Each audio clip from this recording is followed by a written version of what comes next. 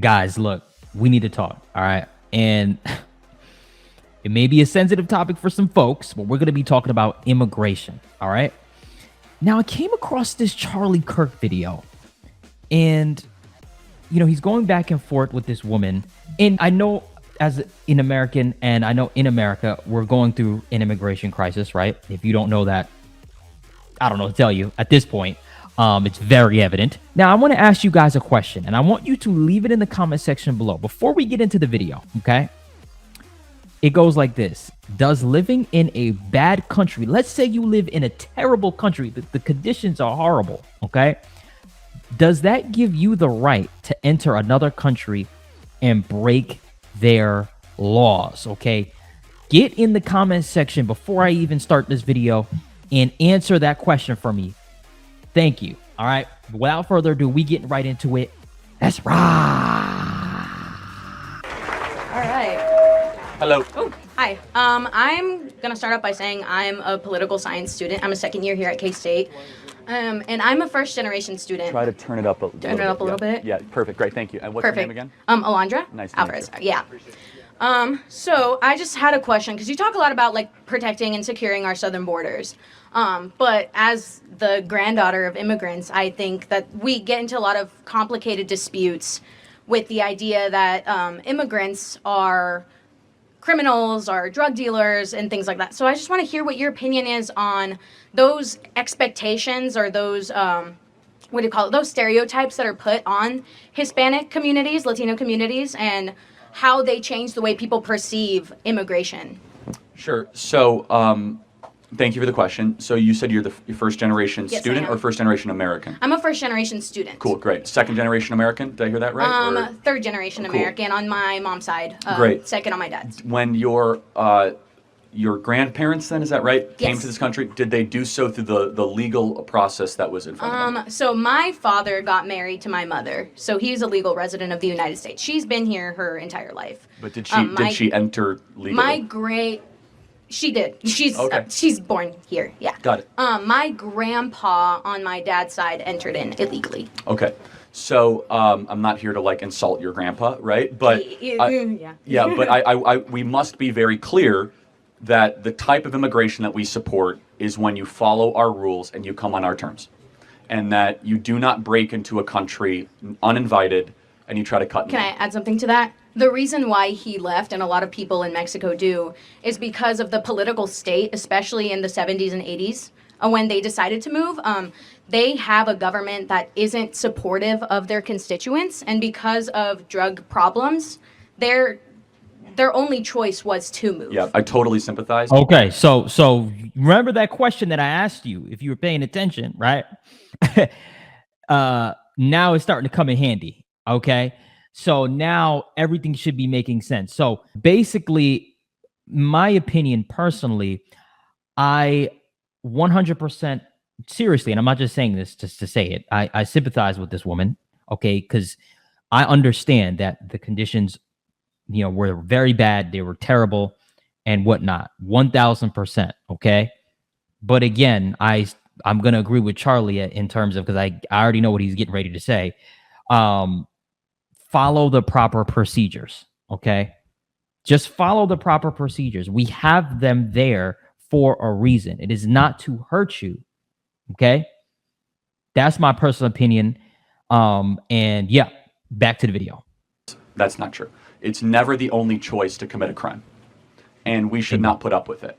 And so it is an insult to other immigrants from Vietnam and Laos and Pakistan that have to wait decades in line to morally equivalate people that come in and just break in. Oh, I have an unstable country. Like half of the world's countries are unstable. Yeah, but that's why we have the asylum seekers program, which is heavily abused. And we're talking two different things. Asylum seekers and walking into the country illegally are similar but different things, right? And so we have millions of gotaways of people that we have no idea who they are. They're not declaring asylum. They just run across the border. Well, because they can't. The system doesn't allow other people from Mexico specifically to assign themselves who they are the last couple of years.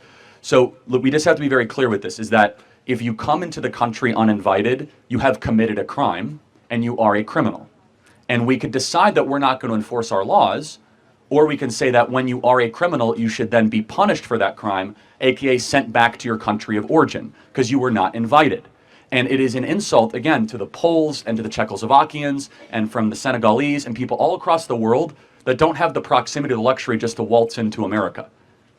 You call it a luxury to leave a country that has political tyranny and come into a country with opportunity? Yes, to live in Mexico, to be able to go 100 miles north and break into America. Do you know how many people in Pakistan would kill to be on that border? That's why we bring them in. Well, we shouldn't, right? That's the point. And secondly, do you think that you have a right to immigrate to America? I think that I didn't have a choice. My grandparents made that decision for me. And I'm not trying to attack your grandparents, but no one has a right to go to anybody else's country. You are invited. It is a privilege, not a right, to come into America. So it's a privilege to... Bingo. Bingo, bingo, bingo. And it's been like that for years, right? Years. In fact, when you finally get in, you celebrate. There's a celebration involved. It's a whole thing, right? So I agree. Let me know if you disagree with Charlie Kirk, though. You're allowed to disagree now. So let me know if you disagree, but I agree with Charlie so far. Back to the video. To live a life that requires you to have clean water, clean food, clean air. Yes, of course it is. And you have to fight for that? Yes, it is not. But we didn't? Hold on a sec. Well, born here, we didn't fight for that? Well, my ancestors did fight for that, actually, and I'm a very thankful recipient of many generations of Americans that fought for the greatest nation ever to exist. By doing what? Coming here? Well, illegally? Wait, what did my ancestors do? They came here illegally. They came over here in 1620, fought in the Revolutionary War, fought in the Civil War, fought in World War I. So because my grandpa didn't come here in II. 1620, it gives him no right to have a good life? He can fill out paperwork and wait in line, like the rest of the world. And then we can... Guys, I'm sorry. I don't mean to pause it this much. This is the problem. Seriously. This is the problem. You're taking it personal. This is not personal. It's just the process that the country has in place. That is it. It's not something to be taken. Let me get back to it before I get... or am I going crazy? Let me know in the comment section. Back to the video. We can see whether or not it's in our best interest to allow him to come in. And so we have to weigh costs and benefits. I'm not saying we should have no immigrants, but immigration must be a net benefit for the American homeland and for the American citizen. We have brought in 10 million people in these last couple of years. We have now brought in 5% of the population of Haiti. Nobody is asking these questions. We're just saying, if you want to come in, you can come in. Do you see anything wrong with, I don't know, taking in 5% of the population of Haiti? Not necessarily, no. If we have the land and the resources to house them, it shouldn't be that big deal to bring in immigrants. Really? So do you think that the American government should first have a obligation to citizens before foreigners? Okay, I think we have an answer obligation. The question. Yeah. Here's the thing. Yeah, we're Wait a obligated minute. because we're citizens to have the rights that we have, but that doesn't mean we can't open up our borders That's not when the we question. have the Hold on a process to second. do so. You, being a younger American, and everyone in the audience, is the first generation in American history to have it be worse off than your parents. So the social, and you agree with that, social contract, poorer, more expensive. Yeah. So wouldn't it be rational for the American government to say, we're going to prioritize younger generation Americans that are American passport holders and citizens before those in another nation? I don't want to say anything that offends people, but I've already ahead. said it, right? I've already said it. Whatever. I think that the way we're going about it is wrong. And that if we don't have a clear path to citizenship, we won't open up those opportunities for people to come and seek a good life. But I also think we are required to have those rights ourselves. Seeking a as good American life citizens. is fine. It's a nice added benefit. Our government does not exist to improve the life of foreign citizens. But we should be open to the idea of accepting that. Of course we are, if we have our own house in order. We are in chaos right now. We have the most depressed, suicidal, anxious generation in history. Our birth rate is collapsing. Kids can't afford homes. Yeah. You guys are drowning in debt. You have to compete for jobs against foreigners. Our country is a mess right now. And so when your country's a mess and your home is in disarray and bedlam, your own government should say, time out. I could tell, and this is just out of sincerity, and I'm not blaming her. I blame the upbringing. You got to look at the parents. You got to look at the people that instill this in this woman to think the way that she thinks, or maybe this is just her. But you have to come out of thinking about yourself, and you have to come out of thinking about, when you're talking about topics this broad, it's not about you. It's about, is this good for the people? Is this good for the community? Because this is all an ecosystem, right? We all exchange dollars hand to hand, right? So if we don't have our house in order, okay, if we can't afford a home, if we can't afford groceries, if we can't afford to put gas in the car, if you can't afford to put your kids through school, wow, I'm having to run out of breath to go through all the things, right, that the American people are struggling with today, right? If they're not able to do that, and now you have all these other people coming in, you understand what? So that's the problem, and I don't think that has really. I don't think she's thinking about that. That hasn't really sank in, and maybe it won't, right? Back to the video, though. Let me know what you think, but back to the video. I have a heart for the people of Haiti. I have a heart for the people of every country. That's but right. You're not coming here until this generation at least has it as good as their parents. But it's the stereotype that I'm given as a Mexican American to fulfill those standards that people have on immigration as well. I don't share that. I haven't said that here today. There's people from all over the world that enter the southern border now. There's 118 countries that come across the southern border. But I don't care if you enter illegally from Bulgaria or from Laos or from Mexico or from Nicaragua. Someone who does not have their paperwork when they come in is by definition breaking federal law. Yeah, and but so then what should we do with someone who breaks with federal law? But does that mean that people, including their children, their grandchildren, including myself, have to live with the stereotype or the standard set upon me that I am a criminal, I am a drug dealer, I am a XYZ? Okay, so have I played into that stereotype?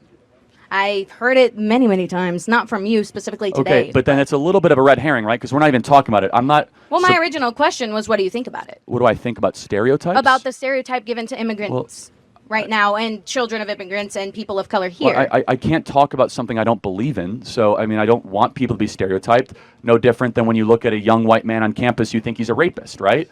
Which is... Nah, I don't. Well, that's good. No, but that is a stereotype that is pushed sometimes. Like, oh, if you see a young man on campus, it's campus rape culture. Stereotyping is wrong. It should not occur.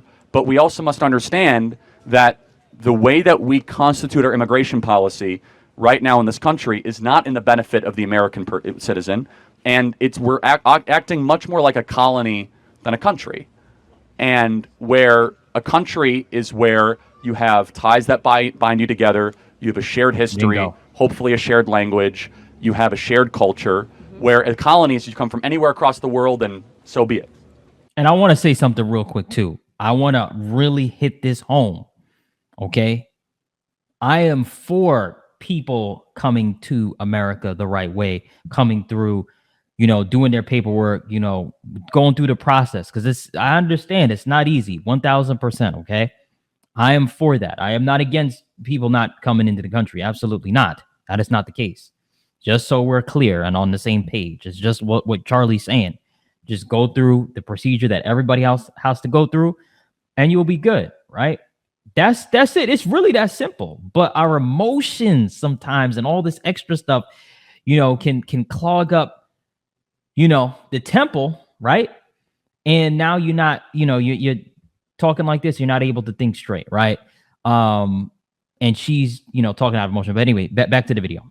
Yeah, but isn't that like the point of America? Diversity and inclusion and belonging. I'm so glad you brought that up.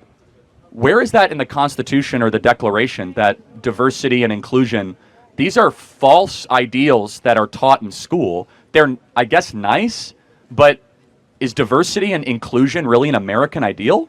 I think so. Where does it say that? I think that everyone has the right to live out their own individuality, their own lives, and their own way. I know, but you say the American ideal.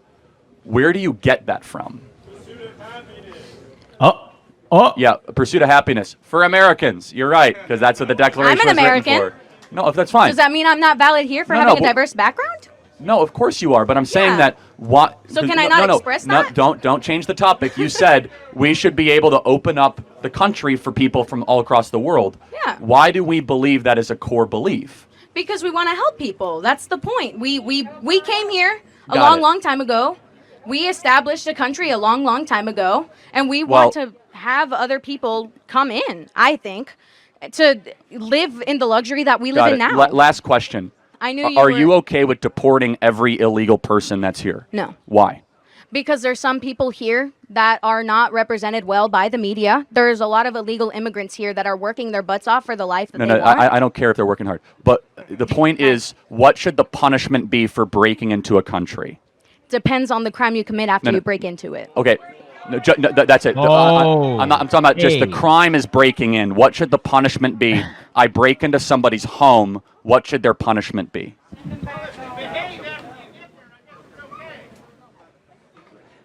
Can you repeat that? Oh, so if you behave after you get here, that's fine. So to play that out, if someone comes into your dorm room uninvited and they do the dishes and laundry, they can stay? If I'm not going to do my own dishes, heck yeah. They're doing my dishes for me? Cool. If they don't kill me, I'm not dead. It is what it is, man. All right. Guys, drop in the comment section. What do you think about what she just said? Go crazy. Let me know, because I'm speechless, because I didn't think it was this bad. I'm not gonna lie to you. Back to the video. Well, they are killing a lot of Americans, but you say they, like they are? Yes, like they. All illegal immigrants kill people? That's crazy. Many illegals do. Actually, the crime rate for illegals is far above that of native-born Americans. And even if it wasn't, it would not be there. No, but it's just interesting. The punishment for the crime of breaking into a nation should be what it is in Switzerland and Israel and Hungary. Every person who breaks into a nation uninvited goes back to their country of origin, period. So why is there an emphasis on the southern border? Because most people come illegally through the southern border. 10 million people have come across the southern border. And by the way, do you have any concern for the 320,000 missing kids that have also been sex trafficked across the southern border? Of course I do. But who's doing the sex trafficking? A handful of people, not everybody else. 320,000, that's a lot. The children. Yeah, but each one of them has a handler. I'm just... So and that means that 320,000 sex pimps are bringing in...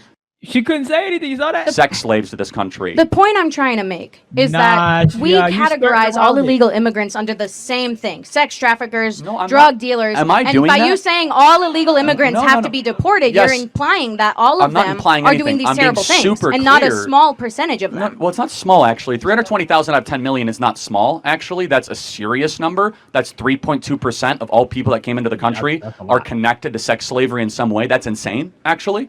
3.2% are connected to sex slavery. That's like a lot. But anyway, so let's just kind of, I want to just make clear. No.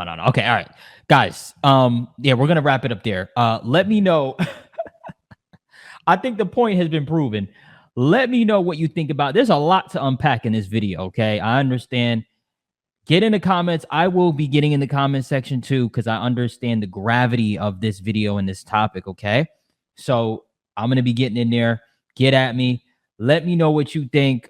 Personally, me, I feel like she's speaking out of emotion and she's not thinking logically. She's not thinking from a standpoint of the American people and not even just American people, just logically in general in terms of this stuff. And when you're thinking with emotion, it kind of, I don't want to say you neglect. Yeah, no, you kind of neglect logic. Okay, I'll just say it. You know, I mean, that's ultimately what that's what it is. I'm not saying there's anything wrong with her and her. Her and her beliefs are her and her beliefs, right? So I just want to put that out there to her. You know, that's her beliefs, and she's good there. So, all right, guys, that's pretty much it. Yeah, let me know what you think about this video, and make sure you slap the like button, kick the subscribe button for more. Until next time, peace.